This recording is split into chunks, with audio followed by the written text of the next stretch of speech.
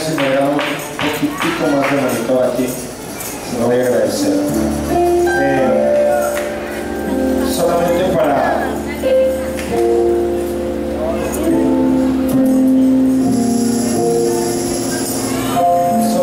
para expresar mis más sinceros agradecimientos por la invitación a este lugar, por el tiempo que he disfrutado, por conocer a gente tan preciosa. Gracias amigos, gracias hermano Adrián. Agradezco la confianza de verdad de haber invitado a un desconocido prácticamente y por haber confiado yo diría pues el hermano Mario, que aparte de que es un buen hombre de Dios, es un buen amigo. No sé dónde está, en alguna parte. Gracias varón, Dios te bendiga de una manera tan especial. Y muchos hombres, muchos líderes que de verdad de alguna manera uno se va impactado. Hermano, no sé tu nombre, pero Dios te bendiga de una manera tan especial. Yo sé que todos esos jóvenes que están detrás de ti, seguramente tú vas a ser el hombre que va a impactar a toda esa generación. Dios te siga usando de la manera como te usó, como te ha estado usando. Gloria a Dios. A su nombre. A su nombre.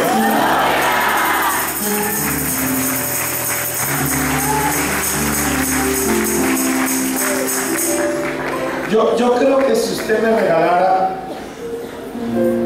20, quizás 25 minutos. Es que yo creo que para que un mensaje sea inmortal, no tiene que ser eterno.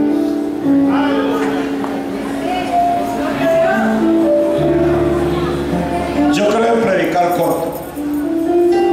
¿A cuánto les gustan los mensajes cortos?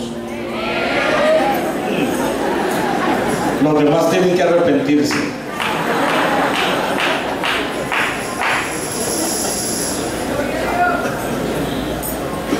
Bueno, especialmente cuando uno es visita, a menos que Dios haga algo extraordinario. Ahora, déjeme darle un secreto.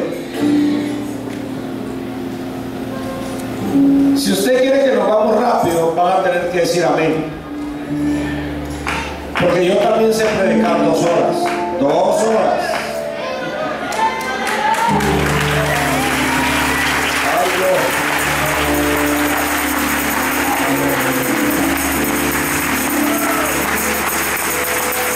Espérese.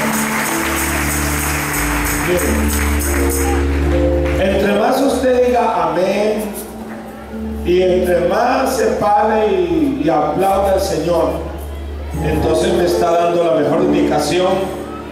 Pastor, qué bueno, nos vamos.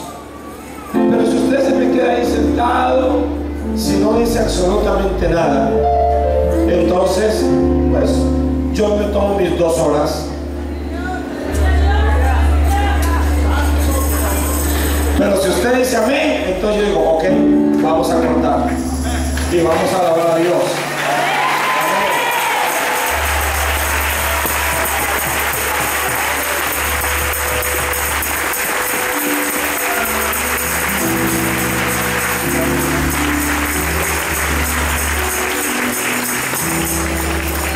Mi Biblia la tengo abierta en el primer libro de Samuel, capítulo 30. Primer libro de Samuel, capítulo 30.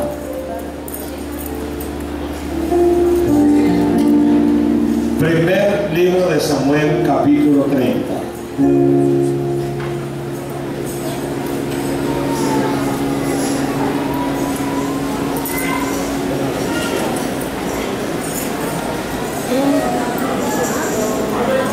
Busquemos en nuestras Biblias ahí, primer libro de Samuel, capítulo 30. Vamos a leer 6 versículos. Oh, aleluya.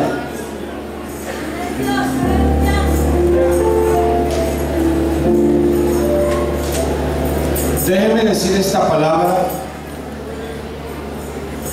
y Dios sabe que no la voy a decir simplemente por decirla, porque no sé de los que digo así, pero yo estoy expectando algo grande esta noche.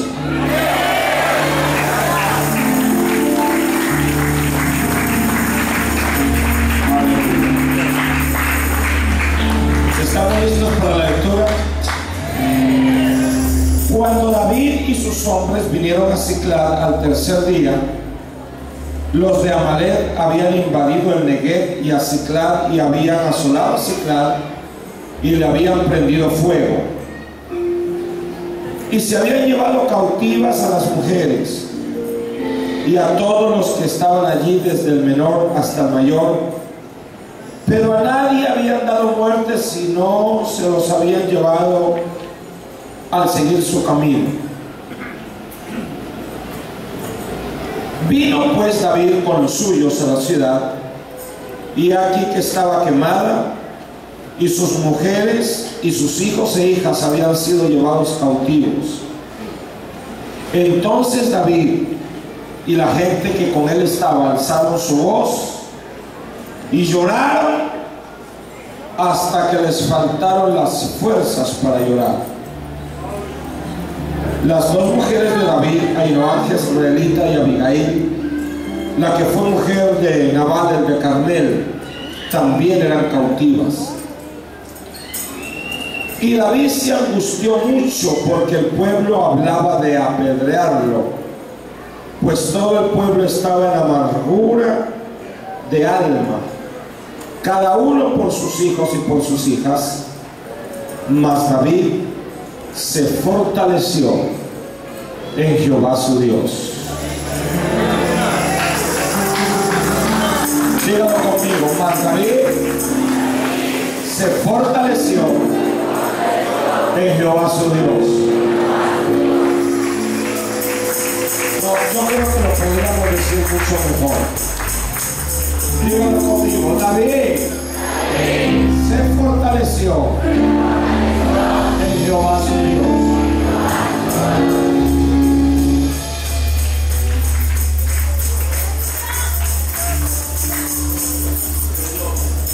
Yo quisiera que por lo menos en algún momento de la predicación habláramos del gozo, pero del gozo como nuestra emoción dominante. Levante su mano. Ahora le explico eso. Señor de la gloria, te invocamos y te damos gracias, Señor. Estamos delante de tu pueblo, y lo que todos los que estamos aquí en este lugar deseamos es que tu gloria, tu presencia se haga presente, Señor. Aquí el importante eres tú, aquí la figura principal eres tú, aquí el dueño de la gloria y de la alabanza eres tú, Señor. Manifiéstate, obra con poder, obra, Señor, obra en tu pueblo en esta hora, Padre Celestial, porque solo tuya es la gloria, la alabanza, el poder.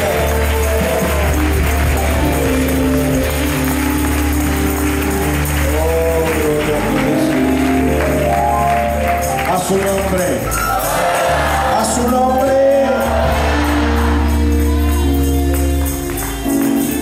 Amén. Por favor, tome su lugar.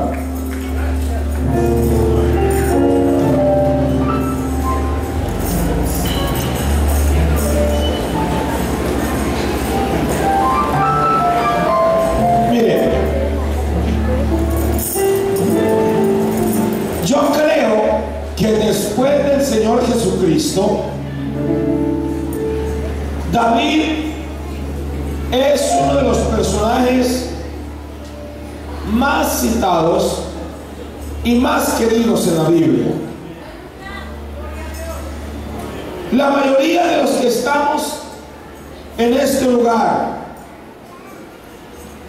conversos o no conversos, en algún momento de nuestra vida, nuestros oídos han escuchado hablar de David, ya sea como pastor, ya sea como el profeta, ya sea como el rey, ya sea como el matagigantes, el mataosos, el mataleones, o como el muchacho ungido de quien se profetizó algunas cosas.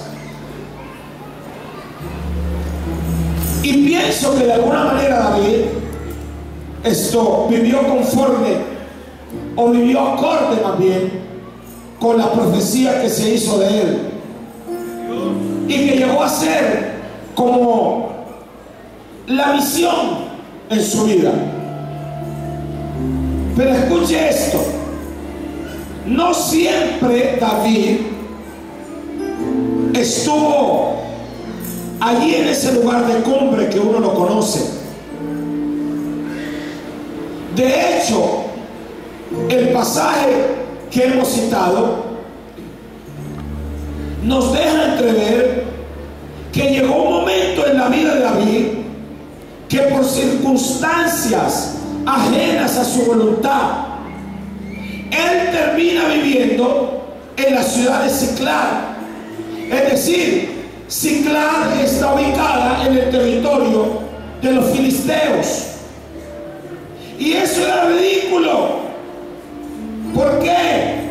Porque Siclag no era su comienzo como lo fue Belén, ni tampoco su final como lo fue la ciudad de Jerusalén. Acuérdese de esto, le voy a recordar solamente cosas. Samuel lo había ungido. Samuel había declarado una palabra profética en el sentido de que David sería el futuro rey de Israel. Pero ahora el que había sido ungido estaba huyendo. ¿Cómo explicas eso? Es decir, mírelo de esta manera: ungimiento más profecía más vivir para Dios igual a vivir en Siclag. Sencillamente la ecuación no da. ¿Cómo es que compaginas entonces esa situación? Bueno, lo primero que hay que concluir aquí es que todos pasamos por un tiempo de transición que se llama Siclag. Acuérdense, Siclag no es de donde venimos, ni tampoco para donde vamos. Es solo donde estaremos por un periodo de tiempo. Siclag viene a convertirse como en un lugar de paciente espera, ubicado en alguna parte entre tu profecía y tu destino. Ahora, déjeme decir esto: para David la vida había sido, ¿cómo le digo?, tranquila. Yo pienso que casi aburridora. ¿Por qué? Porque David estaba acostumbrado a pelear las batallas del Señor. El problema fue que David comenzó a huir de Saúl, porque David dijo: quizás algún día Saúl me matará, y para que eso no suceda, entonces voy a salirme de las fronteras de Israel. Y se metió al territorio de los filisteos, donde sus enemigos. Ahí le dieron un espacio y allí comenzó a vivir él y todo su ejército. Pero entonces ocurrió lo que ha ocurrido durante casi 5.000 años: guerra entre judíos y palestinos, solo que en esa ocasión se llamaban filisteos, pero es la misma cosa. Y cuando David va y se presenta con sus 600 hombres para pelear, el rey de los filisteos lo descalificó. Le dijo: no, señor, usted no sirve para la guerra, no por lo menos aquí en este ejército, porque el mejor favor que tú le harías a tu rey es que en medio de la batalla te vuelvas contra nosotros. ¿Qué hizo David? Él y sus 600 hombres dieron la vuelta, y eran 3 días de camino desde la ciudad de Afec, donde era la pelea, hasta Siclag, donde él vivía. Así que David y sus 600 hombres comenzaron a marchar de regreso a su casa. Y cuando ellos miran a lo lejos el lugar donde ellos vivían, se dan cuenta que una banda de miles de amalecitas habían llegado a la ciudad montando a camello, habían atacado la ciudad, se habían llevado cautivas a las mujeres y a los niños, se habían llevado todas las riquezas, se habían llevado todo el ganado, y para ponerle crema al pastel incendiaron la ciudad. Y tan pronto como ese ejército amalecita llegó, e inmediatamente se fue, dejando todo en ruinas. Yo pienso que ese fue el peor día de la vida de David. ¿Por qué? Porque sus posesiones fueron robadas, su casa quemada y su familia secuestrada. Ahora, yo entiendo que todos hemos vivido días difíciles, pero la pregunta es: ¿alguna vez alguien en este lugar ha quedado en bancarrota, su casa quemada y su familia secuestrada por terroristas? Todo eso en un solo día. Pienso que no. Bueno, pero eso fue lo que le pasó a David. Ahora, la pregunta que continúa es: ¿qué hacer cuando se nos presente uno de esos días terribles en nuestra vida? Somos cristianos, somos apostólicos, tenemos al Dios vivo y poderoso.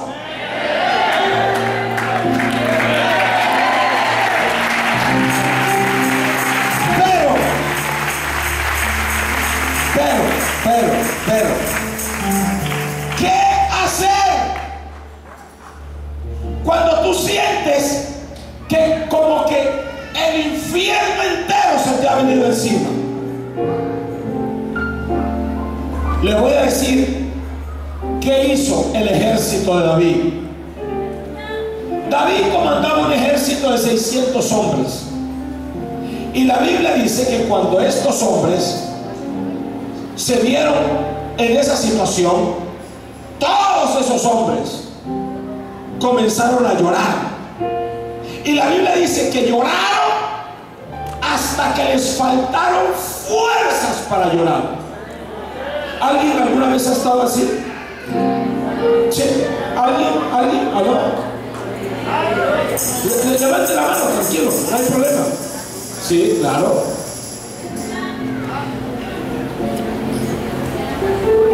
Lloraron hasta que les faltaron fuerzas. El problema fue que después de que comenzaron a secarse las lágrimas, esos mismos 600 hombres comenzaron a reunirse en grupos pequeños, en grupos. Y en esos grupos comenzaron a murmurar. Y alguien con su voz enronquecida por allá gritó: todo esto es culpa de David, porque fue la decisión de David de que fuéramos a la guerra y dejar a nuestra ciudad indefensa. Otro más por allí gritó: perdí mi familia, mi esposa, mis hijos. Alguien más gritó: yo perdí mi dinero. Alguien más gritó: perdí mi casa. Todo esto no hubiera sucedido si David no nos hubiera metido el cuento de que estamos peleando la guerra y que él va a ser rey y que esto y que lo otro. Y la cosa pasó de gris a oscuro cuando a alguien se le ocurrió una desagradable idea: matemos al pastor. No. ¿Qué dicen mis notas? Matemos a David.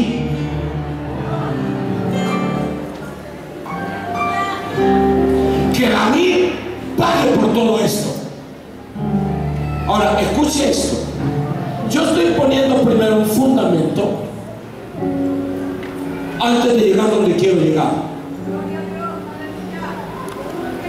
Todas estas palabras venían de hombres que tenían una gran deuda con David, porque David los había encontrado cuando ellos eran unos don nadie, y David había transformado a esos perdedores solitarios en hombres fuertes. ¿Por qué? Porque cuando David huía de Saúl y él se escondió en la cueva de Adulam, por lo menos 400 de estos hombres llegaron allí. Y la Biblia dice que estos hombres estaban afligidos, estaban endeudados, estaban en amargura de espíritu, y le propusieron a David que él fuera el jefe de ellos. Pero ¿sabes una cosa? Yo pienso que ellos le hicieron esa propuesta a David no porque David fuera el hombre conforme al corazón de Dios, no porque esos 400 hombres sabían que David, es que este hombre sí sabe alabar a Dios, es el dulce cantor de Israel. No, ellos le propusieron eso porque ellos sabían que si alguien tenía razones poderosas para estar amargado con Saúl, era David. Y por eso le dijeron: sea usted nuestro jefe. Y escuche esto, estimados líderes. Aquí hay una lección que necesitamos aprender. Jamás reciba alabanza de la gente que está amargada con el liderazgo, de gente que habla mal de la autoridad, y luego voltean con usted y le dicen: varón, usted también tiene llamado, a usted también Dios lo usa, porque no hace algo, yo lo apoyo.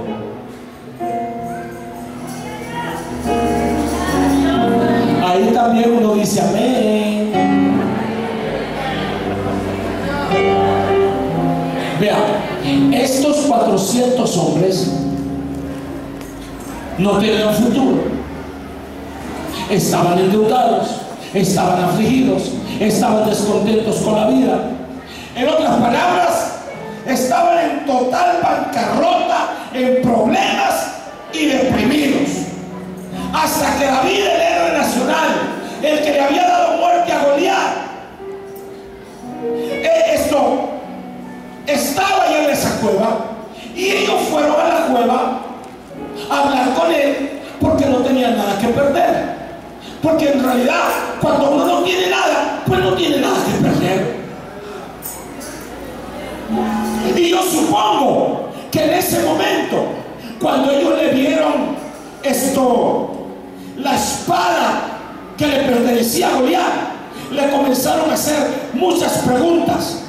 ¿Y qué hizo David? Desde esa cueva, David comenzó a invertir en esos hombres. Y con el paso del tiempo, escuche esto, con el paso del tiempo, esos hombres endeudados, amargados y afligidos se fueron convirtiendo en hombres poderosos que serían recordados a lo largo de la historia por sus hazañas.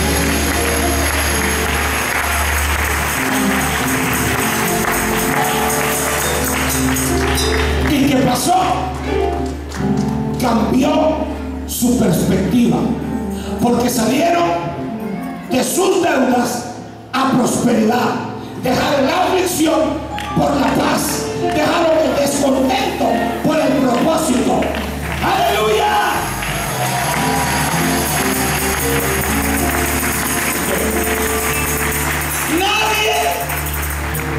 Nadie había hecho tanto para ellos como David.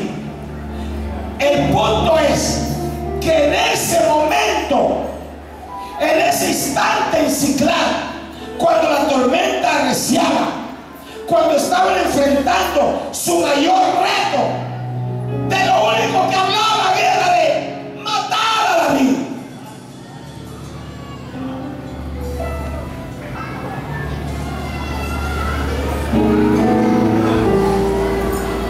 Pastores, y aquí es donde descubrimos cuán inconstante es la gente. Gente que ha estado alrededor suyo, gente que ha invertido, donde usted ha invertido tiempo en ellos, pero simplemente se van. Donde la iglesia les dio una honra y los vimos fungir como líderes, pero no supieron manejar la honra que se les dio. Porque aprendemos de esta escritura que estas personas se habían olvidado de lo que David había hecho por ellos, y de lo único que hablaban era de matarlo. ¿Qué había ocurrido? Dejaron que la amargura inundara sus almas. Déjenme hacer un paréntesis aquí. David no era su problema. La amargura que no se controla tiene la capacidad de hacer estragos. Las hará en tu salud, las hará en tu mente, en tus emociones, en tus relaciones, en tus finanzas. Te contaminará a ti y va a contaminar a otros alrededor tuyo. A veces comienza con una persona de amargura y comienza arruinando a una familia, a una compañía, a una iglesia. Por eso es que la Biblia nos dice: mirad bien, no sea que alguno deje de alcanzar la gracia de Dios, que brotando alguna raíz de amargura se estorbe y por ella muchos sean contaminados.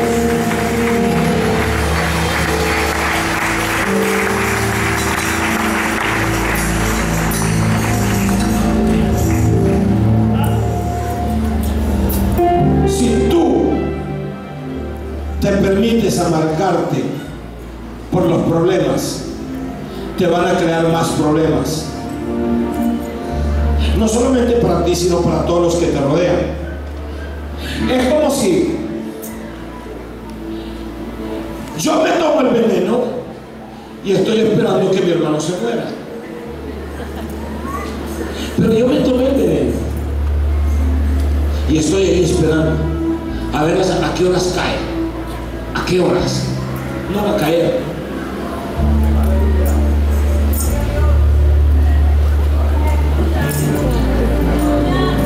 Ahora, ya hablé de aquellos, ahora voy a hablar de David. Y este es el punto. Cuando todos esos hombres estaban diciendo: vamos a matar a David, aflicciones. Número uno, Él pudo permitir que el dolor y la amargura lo vencieran. Él pudo haber dicho: así es como me pagan después de todo lo que he hecho por ustedes. Número dos, Él podía hundirse en el oscuro paso de la desesperación. Número tres, Él pudo haber renunciado y darse por vencido y hasta mirar al cielo y decir: Señor, esto de ser ungido, esto es la idea tuya, porque yo estaba cuidando las ovejas de mi papá. Yo no busqué al profeta Samuel, eso fue idea tuya. Él pudo haber elegido esas tres opciones, pero eligió la cuarta opción: volver a pelear.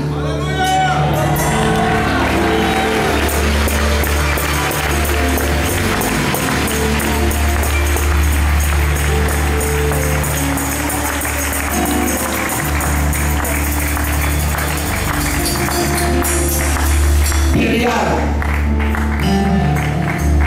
Porque su mismo equipo de trabajo estaba diciendo: hay que darle muerte.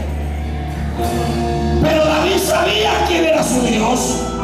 Y yo creo que David, en vez de hacer lo que ellos estaban haciendo, algo le gritó por dentro: bendito sea Jehová mi roca, que adiestra mis manos para la batalla, mis dedos para la guerra.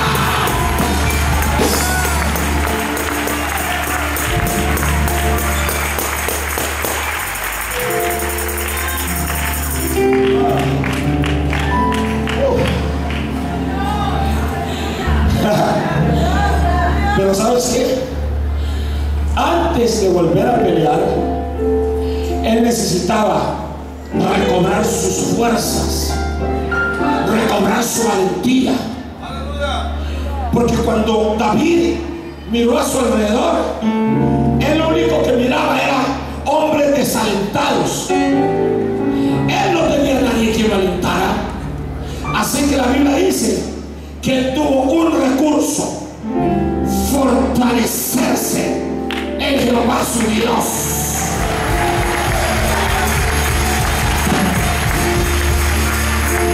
Aleluya. Fortalecerse en Jehová su Dios. Es, iglesia, la decisión correcta. Es la decisión que todos deberíamos tomar frente a los problemas de la vida. Fortalecerse. No se retroalimentó con un lamento. Mire, yo creo que si los que hemos leído David, yo creo que es fácil imaginarse cómo fue que él se fortaleció en Jehová su Dios. Tráigame eso. Yo creo que cuando él llegó a su casa,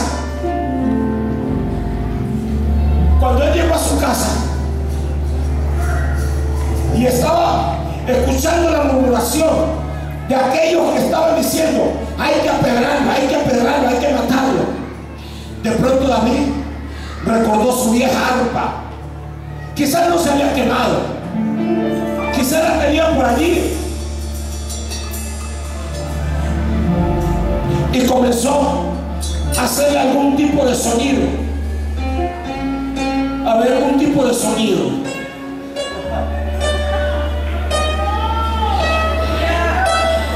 Ajá. Mira. Y yo creo que a David le pasó como cuando tú y yo venimos a la iglesia y venimos así como dos arrastrados. No queremos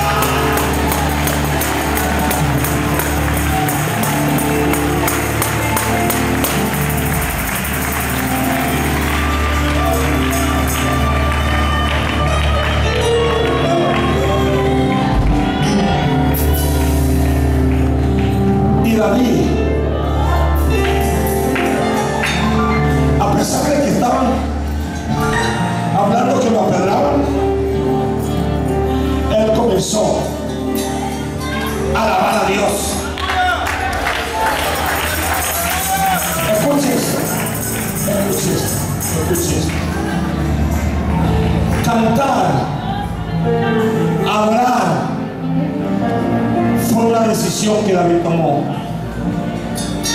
Ahora escuche esto. Yo no creo que David haya cantado una de esas canciones tristes, esas canciones sombrías, lúgubres. Oiga, porque sí, en el pueblo de Dios también tenemos unas canciones wow, que cuando uno las escucha, como que da ganas de tirarse del puente.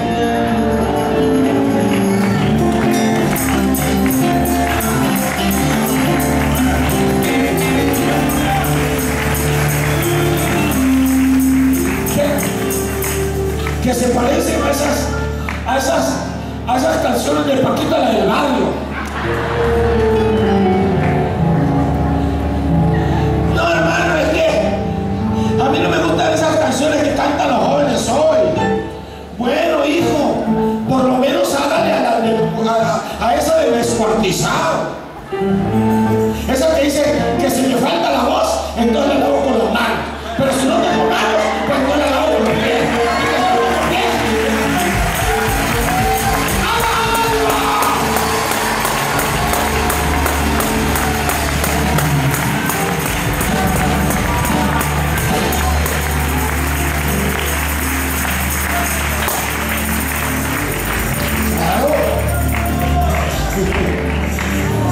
Mira, hermano, lo que pasa es que a veces, yo no sé quién fue que nos enseñó a que teníamos que todo el tiempo venir al altar a retroalimentarnos. Mire, a veces cantamos de un Dios majestuoso, de un Dios poderoso, de un Dios que todo lo puede y que yo voy a confiar y que esto y que lo otro, pero termina la predicación y con el ay Señor, ayúdame, ay no sé qué hacer, Señor. No se le extrañe si le aparece el chapulín colorado por ahí.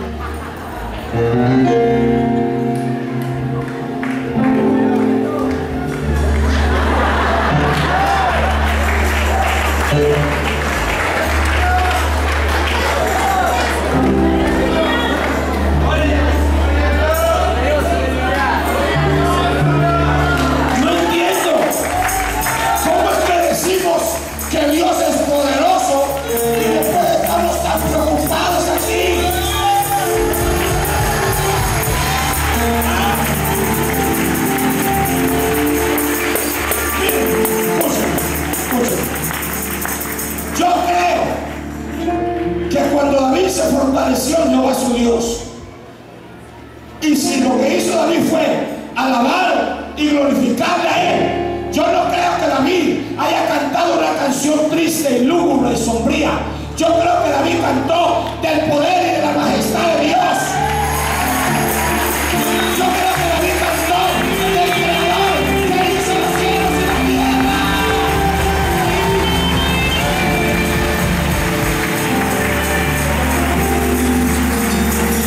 Yo creo que David cantó del Dios que le dio la victoria sobre el oso, que le dio la victoria sobre el león, que le dio la victoria sobre Goliat.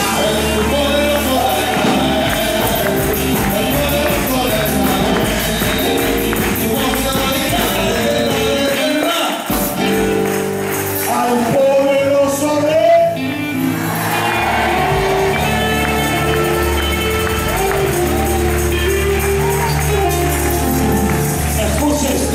el secreto, y en la medida que la boca de David liberó esa alabanza, movió al cielo a su favor.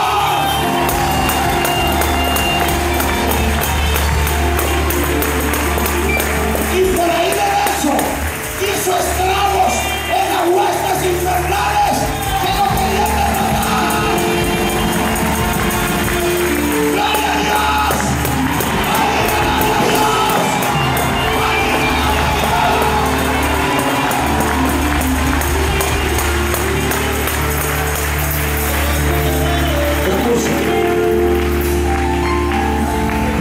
Les voy a ser sincero. A A mí no me gusta cuando el pueblo de Dios aplaude ahí en esas sillas tan cómodas. No. Y después está diciendo que la circulación de la sangre, ¿saben cuál es el mejor remedio para la circulación de la sangre? Si los médicos te dicen que vaya a correr y hacer ejercicio, cuando venga al revés,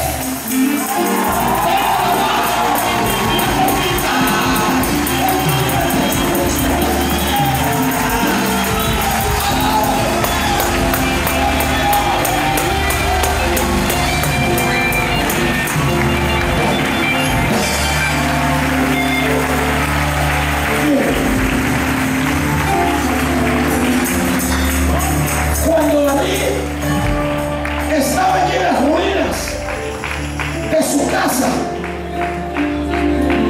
nadie lo alentaba, nadie le daba una palabra de esperanza.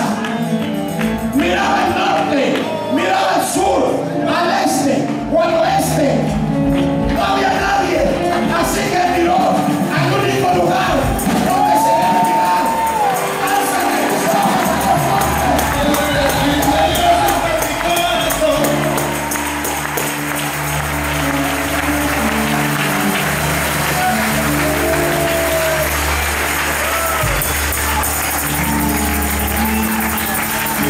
Eso hay que hacerlo.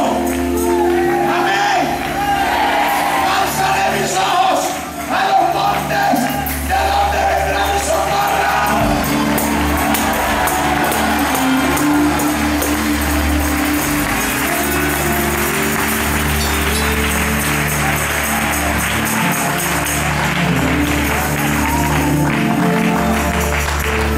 Ay, perdón, usted me dio 25 minutos. ¿Cerramos aquí? Esos fueron sus 25, ahora van los míos.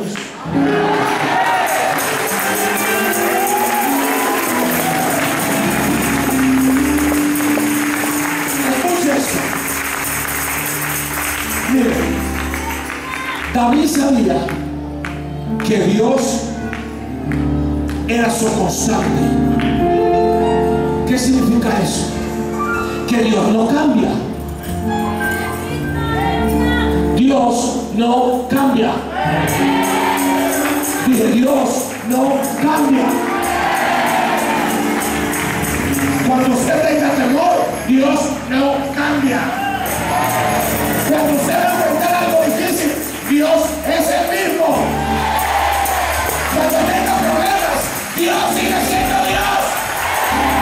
Él está sentado en su trono. Él es digno de alabanza. Él es digno de adoración. El mismo de Dios está en mi corazón. Corazón como David. El mismo de Dios.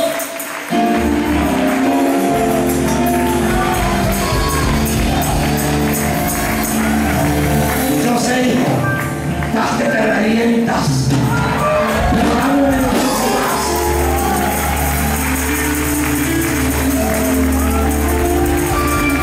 Yo sé que queremos alabar a Dios, ¿verdad?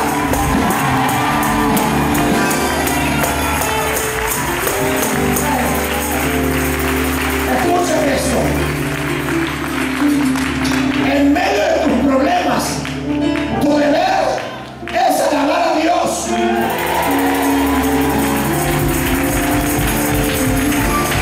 Escuchen, no porque Dios esté necesitado de tu serenata mal cantada.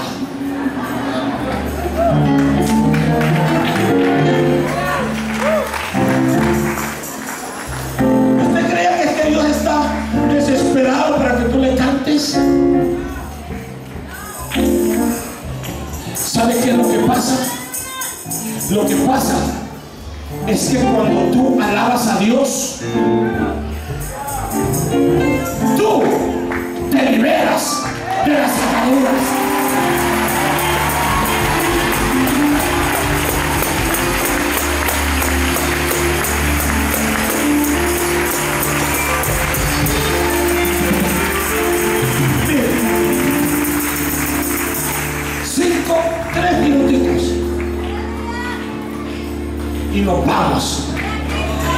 Para el tiempo cuando David tuvo ese problema, él ya había escrito el Salmo 34. ¿Se acuerdan del Salmo 34? Bendeciré a Jehová. ¿Cuándo? ¿Cuándo? Su alabanza estará de continuo. Engrandecer a Jehová conmigo y exaltemos a una. Escuchen, en todo tiempo, cuando el tiempo esté bueno y cuando el tiempo está malo, tenemos que alabar a Dios.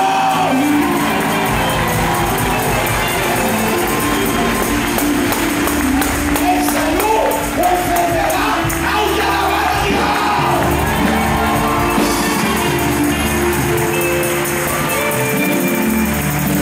Cuando hay billetes o cuando no hay billetes, hay que alabar a Dios.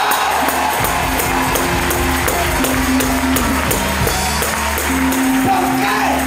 Porque del Señor viene la muerte y la vida. Él hace descender al Seol y hace subir. Jehová empobrece, Jehová enriquece, abate y enaltece, levanta del polvo al pobre, al menesteroso, alza la ayudará.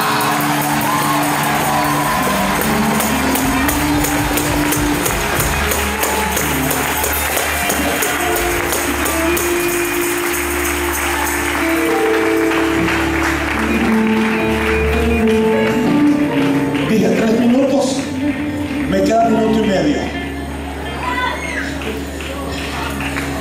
David dijo, engrandecer a Jehová. Diga conmigo, engrandecer. Grítelo, engrandecer. Busque a un vecino, dígale engrandecer. ¿Qué es engrandecer? No, espérese. Dame tiempo, que esto está bueno. Me gusta esta palabra. Mire, engrandecer es hacer algo más grande, pero en perspectiva. Tranquilo, no lo voy a confundir. Se lo explico de esta manera. Si colocáramos en este púlpito una hormiga, la mayoría tendría dificultades para ver algunas características de esa hormiga. Entonces, ¿qué necesitaríamos traer? Una lupa o un microscopio. Entonces se lo pondríamos a la hormiga y ese elemento nos ayudaría a ver ciertas características. Podríamos ver las antenas, podríamos ver la cabeza, podríamos ver las patas, todo eso. La pregunta es, ¿hicimos más grande a la hormiga? No, claro que no. ¿Qué fue entonces lo que pasó? Cambió nuestra percepción de la hormiga. ¿Ya saben para dónde voy?